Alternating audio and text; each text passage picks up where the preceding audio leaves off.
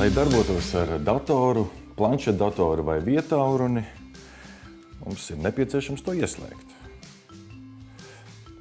Tas ir izdarīts. Bet, lai pilnvērtīgi mēs varētu izmantot visas to iespējas, mums ir vispirms ar to jāsaprotas. Un to mums palīdz izdarīt operētājs sistēma. Tās mēdz būt dažādas. Populārākā no tām ir, jūs noteikti būsiet dzirdējuši, Windows.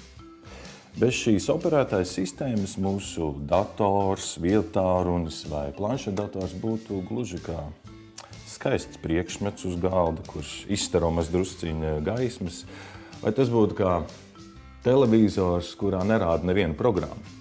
Un tieši pateicoties operētājas sistēmai, mēs brīvi varam izmantot visas dotās iespējas, lietot visas programmas, kas mums ir datorā, kā piemēram Skype, lasīt ziņas, lietot aplikācijas, surfot internetā un daudz ko citu. Vienvārds sakot, mēs lietotāji operētājas sistēmai pavēlam atvērt kādu programmu, savukārt operētājas sistēma to pavēl darīt datoram. Un šobrīd es ar jums sarunājos Skype'ā.